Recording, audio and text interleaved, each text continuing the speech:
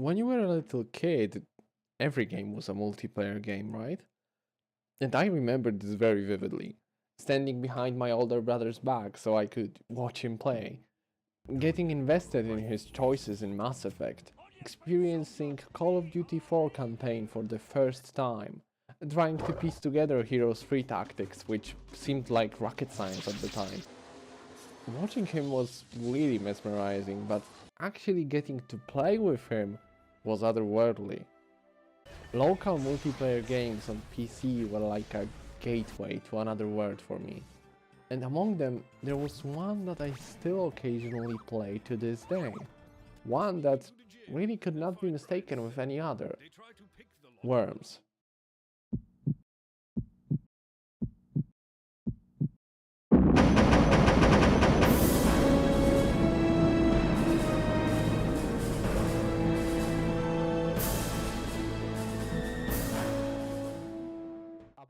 Rules are simple enough so everyone will get them. Kill all enemy worms by any means necessary.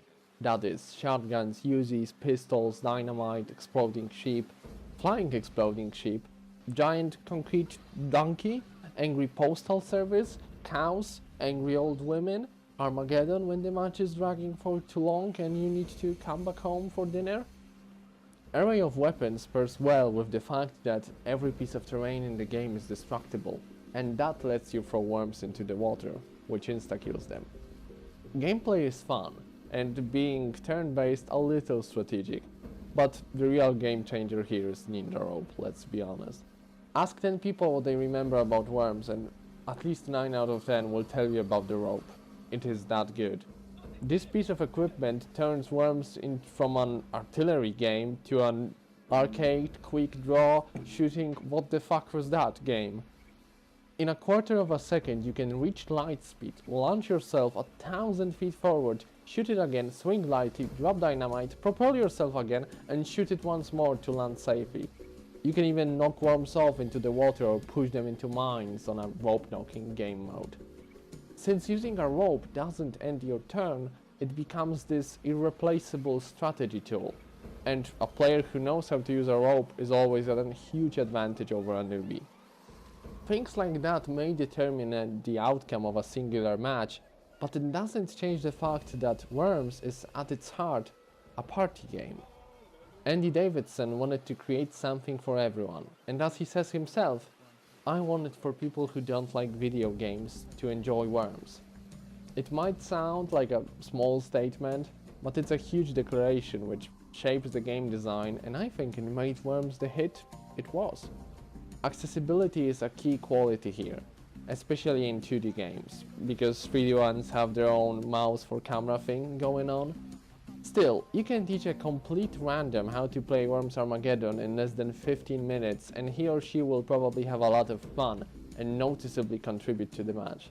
I don't know if you ever tried to teach someone play a video game, your loved ones or anyone else, but if they've never played a video game, 3D ones are too much, like controlling your camera and moving your character with like 2 different devices, which is mouse and keyboard, or maybe even a pad with 2 different joysticks.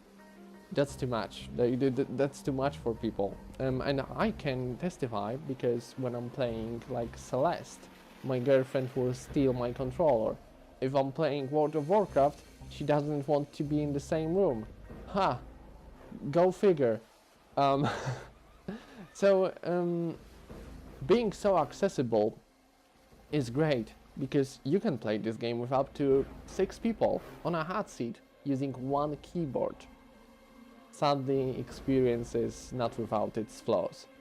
I'll focus on old 2D games and ignore the fact that Team 17 made Worms worse or just didn't add anything worth mentioning with each passing entry, except for maybe WMD. Before I venture into that though, I would also like to preemptively answer a question you may be asking yourself. Why am I talking about a 25-year-old game at this point? Reason 1. When I was writing the script, my computer was so fucking outdated that I couldn't really run anything else. And this ain't even a lie. I've just played this and sometimes Heroes 3, yeah, still kinda cool, you need to say. Okay, but seriously this time. I think there is more to this game than meets the eye. And it always kept me wondering why Worms aren't so popular today, and could they be? Despite the obvious reason of Team 17 fucking it up. Is it all simply because artillery games are outdated, or are there things that could be added to the game or changed to truly improve the experience? There aren't many strategic local split-screen games. Worms were unique in their formula, and I wholeheartedly believe that game could be made better. That's why I reached out to long-term members of the community on Worms Armageddon Discord and asked them a few questions about the game to uncover their take on it. Let's start with basic stuff, like wasting your turn because of one dumb fucking pixel or wrong jump. Game could be made more precise, controls less slippery. This would add to the accessibility point I made earlier. It is no fun ruining your match because of dumb controls or pixel you didn't see. And please don't call that fucking skill issue. You can literally screw yourself over with one weird jump of a slope because you weren't exactly sure about your position, and also in Worms 4 you can kind of clip into everything. And those issues could also be alleviated by adding a good tutorial to the game, which actually showcases all the mechanics and weaves you into the gameplay smoothly. This game should be fluid. Controlling worms themselves is a huge part of the game. It needs to be fun. Same goes with shooting, of course. Game feel of weapons and accompanying effects get pretty old and aren't so fun and crispy anymore. It is still good though, don't get me wrong, just not that level of good. Aiming also contributes to that. It's a bit clunky and takes a while to get used to. Definitely could be made more intuitive, at least with firearms.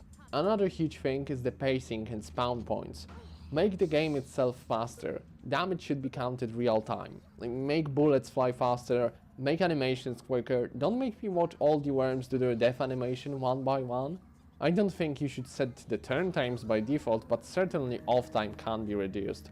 Now spawn points. They aren't really that bad in 2D Worms, but they were really fucked up in Worms 3D and Mayhem. You could literally get half of your team spawned next to water. In 2D I would also get 3 worms on a girdle floating in the air, but only sometimes. One could argue that randomness is an interesting factor here that you have to adapt to accordingly. However, if your opponent gets to take a turn first and just obliterates half of your team before you could even do anything, that can just make for a dull match. Not to mention how difficult it is to relocate your own worms without worm select turned on. After some time, matches can easily get very dull, because even though I said a couple of minutes ago that the array of weapons here is massive, you usually only use a couple of them. Shotguns, bazookas and grenades are the bread and butter here. They're effective, and in some scenarios safer to use than other more devastating alternatives. The game sometimes feels like it fails to give you a reason to use other weapons, and people just optimize the fun out of the game. This can be a huge problem, and it explains why people can get bored after only a couple of matches. Another thing which adds salt to the injury is that at the beginning of every round, you'd rather focus on searching for worms close to the water and drowning them, making the start of every battle feel the same. A solution to these problems would probably arise during playtesting and changing some of the systems the game is based on, or doing that would at least make them not so apparent. Undoubtedly, it also depends on how strategic you want your game to be. Different weapons and different worm placements require different levels of skill to approach them. Pulling off a good grenade throw or a bazooka shot can require a lot of proficiency, as opposed to one safe baseball bat.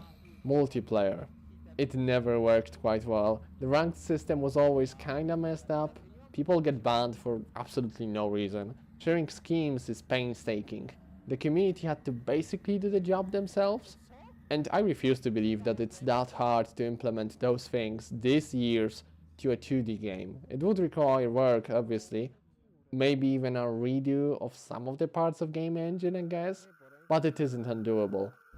Make it easier for people to play different schemes. Roping, racing, weapon-specific, building-specific, real-time mode. The community doesn't revolve around them for no reason. Different types of gameplay are fun. Give people tools to enjoy them more easily. WMD had its workshop. I don't neglect that. But when the game itself isn't that good, it isn't enough. Games with solid foundation will always benefit more from a workshop, that's a no-brainer. Like, look at Team Fortress 2, or Left 4 Dead 2. I'm not saying that these games live only because of the community and the community added content, but let's be honest, I feel like it's hugely because of that, and there's so many other games which also just live thanks to their community. I hit the fucking microphone. Also, let's just bring back sliders from Worms 2. They add a huge amount of replayability to the game and let you test wacky game modes while simultaneously teaching you about the engine. You can adjust everything in Worms 2 sliders, which is like crazy today. Adjusting things like friction and bounciness, that changes the whole match. Combine that with Rampart and you have a goldmine on your hands. To completely alter the gameplay, you could also toy with things like dynamic water and rubble. Dynamic water was actually added into the game in Worms Revolution, and it is an interesting mechanic, but I still think it could be experimented with. I liked how it allowed you to punish worms in certain positions, drown them, or just plainly sweep them off into the water. Same goes with poisonous clouds and fire and so on. Although, remember to give me a reason to choose 5 or 10 damage per turn over instant 50 damage or more. Now rubble. It isn't exactly a tested idea, but since you can destroy everything, adding some objects that would abide by physics and could just fall after you destroyed their foundation would be incredibly interesting. It could add a lot of unseen tactical depth to the game. Obviously it might seem weird at first and could conflict with the physics engine the game already has. However, I still think it's an idea worth toying around with, especially that worms have tools to extricate themselves from these situations, like the blowtorch. You could crush worms, seal them off, or simply create a new cover. Different ways to kill worms instead of always drowning them or exploding the shit out of them could help keep the gameplay fresh. Customization of worms had its enemies, but I think it still remains a fun idea as long as you keep the graphic style cartoonish and charming, instead of whatever WMD tried to do with its graphics. New worms are just plain ugly. I'd take Worms 2 graphics over that style any day, because these look like caustic, dirty, battle-hardened veterans. They look like invertebrates that would actually go to war with each other. And I'm not sure if that's the intended effect. In my opinion, the charming visual style they had in Worms 2D suited them much better. And not only that, that's what made them popular in the first place, the charm. And even if you don't agree, just adding more animations to 2D Worms would make the game feel more alive and look more polished. Worms 4 Mayhem did that nice. Fellow combatants talked more and reacted to pointing a gun at them and so on. While you're at it, add replay recording to the game, cause why not? It would make for some fun moments, I'm sure, and right now it's not very easy or intuitive, since you can't really take the files out of the game. There are still so many things that could be improved on, but no matter how many more you list, they will all strengthen my point. Worms series could have been saved.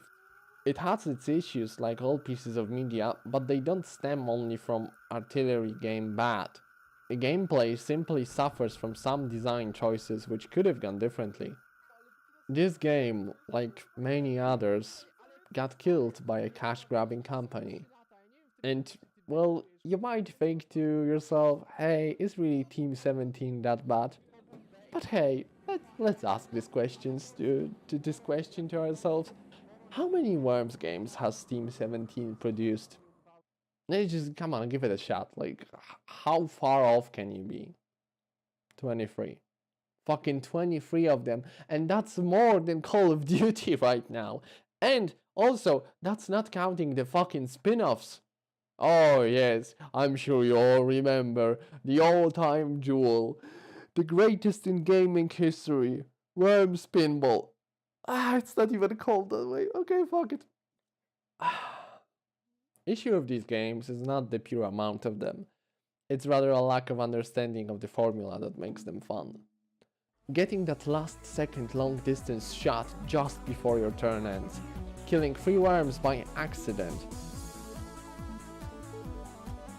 using rope to knock someone into the water.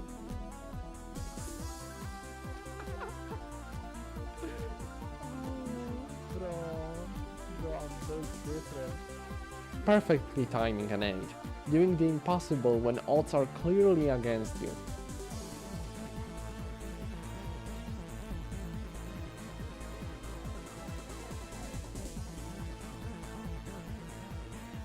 Hitting a mine with a baseball bat or fire punch just perfectly so it lands next to someone and sends them to water. Lining up a kamikaze after backflipping that sends 2 worms flying. Or watching your friend spill coke all over himself and, throw really bad cusses at you because you sort of took wind into account and just nailed him with that bazooka shot. Even just stocking all of them in a tower and blowing shit up. That's what makes me want to come back to Worms, and in my opinion that's what makes it a timeless and wonderful experience. It shows that these games can really shine, and their spirit, it could be preserved and it could be modernized to, well, really give new audiences a shot at them, because it still can be fun. You don't need to be a pro on WarmNet on Armageddon to play that, let's be honest. Maybe someday we'll see a worthy successor. And that's all I got. Thank you for sticking through. It was incredibly fun to research and write this. Maybe less fun to record this voiceover, since that's like my fucking 10th take. And despite a few hiccups I had, I still had fun, and I sincerely hope you had fun too. So if you have any feedback, please hit me up. It will help me a lot. And I will also be streaming at twitch.tv/Jablansky. I will probably write the exact times in the description of this video. I will stream on probably every Sunday at 6 p.m. and that's for sure. And there will also be 1 or 2 weekdays added on top of that. It will probably be some Morrowind and a lot of tangents, as always. I'm pretty sure that's everything. Again, thanks for watching and have a wonderful day, night.